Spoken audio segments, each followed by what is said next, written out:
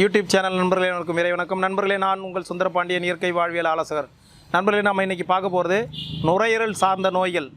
இன்றைக்கி குழந்தைகளுக்கு நெபுலைசர்னு சொல்லக்கூடிய அந்த புகையை, இந்த ரசாயன புகையை நுரையீரலில் இழுக்க வச்சு இன்றைக்கி குழந்தைகளுக்கு ஏற்படக்கூடிய ஒரு தற்காலிக சாந்தியாக தான் இந்த நெபுலைசர்னு சொல்லக்கூடிய இந்த ஆஸ்துமா, வீசிங்கு, இது சார்ந்த நோய்களுக்கு, நுரையீரல் சார்ந்த அழற்சி, நுரையீரலில் சளி உடஞ்சி போய் திக்குமுக்காடி கண்ணெல்லாம் சொருவி போய் குழந்தைகள் படக்கூடிய அவஸ்தைக்கு பெற்றோர்கள் இந்த மரபு வழி மருத்துவத்தில் தீர்வு தேடும்பொழுது அந்த தீர்வு சரியாக இல்லாத போது இயற்கை வழியில் இருக்கிறவங்களே இந்த ரசாயன மருந்து மாத்திரைகளின் பக்கம் போகக்கூடிய ஒரு சூழல் இருக்குது.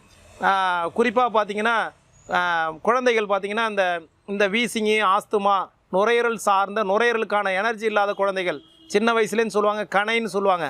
இந்த 2 அல்லு கட்டி இழுக்கும், 2 விழாவும் அல்லு கட்டி இழுக்கும். அந்த கணை சார்ந்த நோய்களுக்கு அருமையான தீர்வு இந்த அப்பக்கோவை. கோவை குடும்பத்தை சார்ந்தது. கொடி இனமாக கொடி மாதிரி ஓடும். இலையில் பார்த்திங்கன்னா இந்த பர்ஜன் சுமல்னு சொல்லக்கூடிய நெடி, ஒரு விதமான நெடி இருக்கும். இந்த என்ன செய்யலாம், எப்படி மருத்துவமாக பயன்படுத்திக்கலான்னு பாருங்கள். இந்த அப்பக்கோவையை வீடுகளில் தொட்டிகளிலே வளர்க்கலாம்.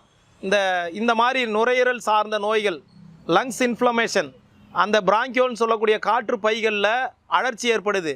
அந்த அழற்சியினால் குழந்தைங்களால் ப்ரீத் பண்ண முடியல, சுவாசிக்க முடியல. இந்த மாதிரி உள்ள குழந்தைகளுக்கு முட்டை கொடுக்கக்கூடாதுங்க.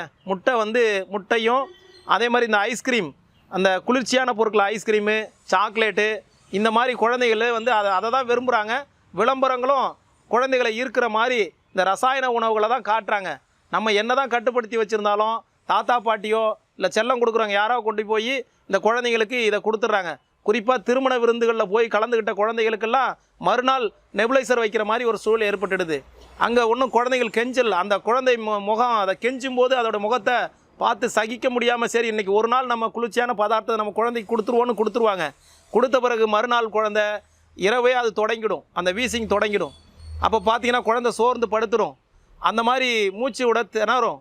அப்போ வேறு வழி இல்லாமல் அந்த குழந்தையை நம்ம உயிர் காக்கும் பொருட்டாக நம்ம என்ன பண்ணுறோம், கொண்டு நெபுலைசர் வச்சுட்றாங்க. அந்த மாதிரி நெபுலைசர் தேவையில்லை. ஆபத்து காலங்களில் உங்கள் வீடுகளில் உங்கள் உயிர் காக்கக்கூடிய ஒரு அற்புதமான மூலிகை இந்த அப்பக்கோவை. இந்த அப்பக்கோவையை ஒரு 5 இலையை எடுத்து கசக்கி சாறு எடுத்து அதே சம அளவு தேன் கலந்து 5 ml அளவுக்கு குழந்தைங்களுக்கு கொடுத்துனா இந்த பிராங்கியோல்ஸில் இருக்கக்கூடிய இன்ஃப்ளமேஷன், இந்த நுரையீரல் அழற்சி, அது மாதிரி இந்த சளி வராமல் குழந்தைகளால் ஒன்றுமே பண்ண முடியாது. அதை மாதிரி இருக்கும்போது கொடுத்தோம்னா மலமாவோ வாந்தியிலையோ அந்த சளி வெளியேறும். நல்ல அற்புதமான மூலிகை, வீடுகள் தோறும் வளர்க்கக்கூடிய ஒரு ஆபத்து கால மூலிகை இந்த அப்பக்கோவை. இது கோவை இலை குடும்பத்தை சார்ந்தது தான் இந்த அப்பக்கோவை. இதோட இலைகள் பார்த்தீங்கன்னா கோவை இலை எப்படி இருக்கிறோ அதே வடிவத்தில் இருக்கும். கீழ்ப்பகுதியில், இலையோட கீழ்ப்பகுதியில் பார்த்தீங்கன்னா கொஞ்சம் சொரசொரப்பு தன்மை இருக்கும். மேல் பகுதியில் அந்த அளவுக்கு சொரசொரப்பு தன்மை இருக்காது. இந்த இலையில் ஒரு ஒரு ஒரு ஸ்மெல் இருக்கும். வீடுகள் தோறும் இந்த அப்பக்கோவையை வளர்ப்போம். நோய் இல்லாத ஒரு குழந்தை சமுதாயங்களை உருவாக்குவோம். நன்றி நண்பர்களே.